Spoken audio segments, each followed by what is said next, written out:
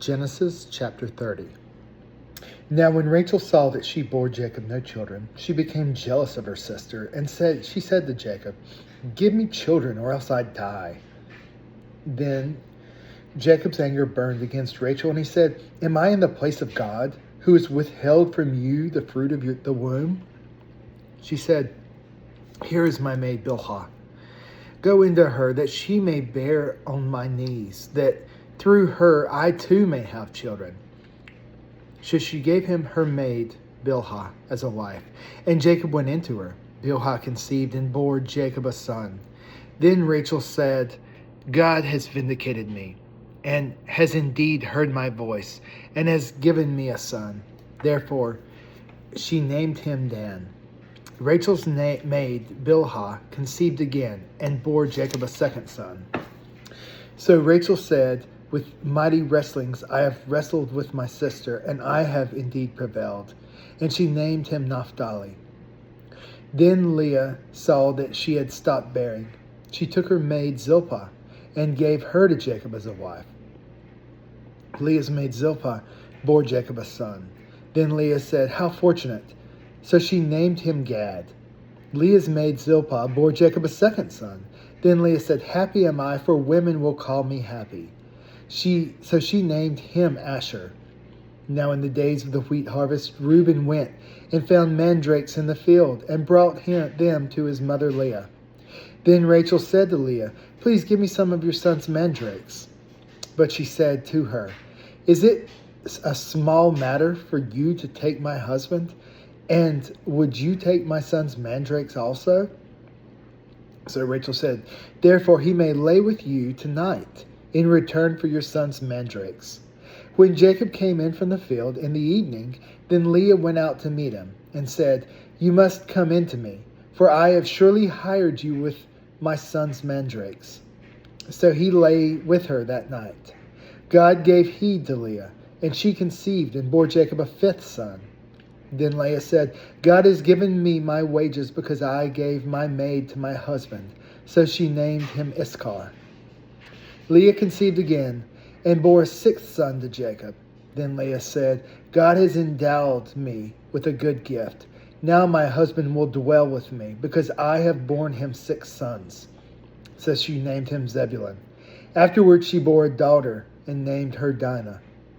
Then God remembered Rachel, and God gave heed to her and opened her womb.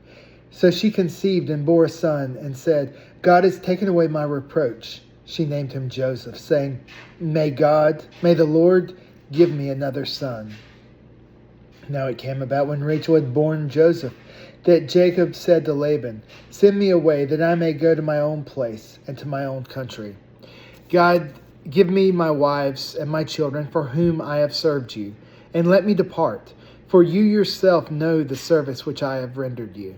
But Laban said to him, "If now it pleases you, stay with me. I have divined that the Lord has blessed me on your account." He continued, "Name me your wages, and I will give it."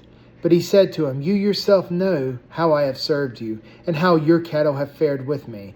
For you had little before I came, and it has increased to a multitude, and the Lord has blessed you wherever I turned.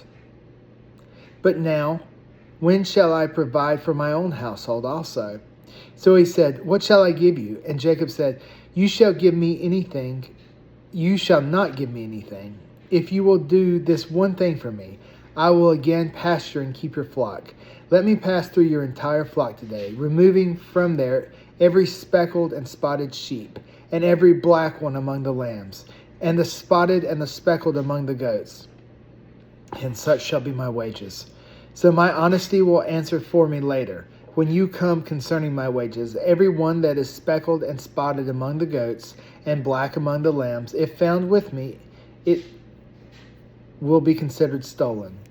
Laban said, "Good, let it be according to your word." So he removed on that day the striped and spotted male goats, and all the speckled and spotted female goats, every one with white in it, and all the black ones among the sheep, and gave them into the care of his sons.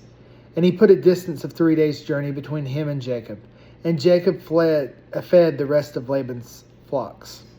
Then Jacob took fresh rods of poplar and almond and plane trees, and peeled white stripes in them, exposing white which was in the rods.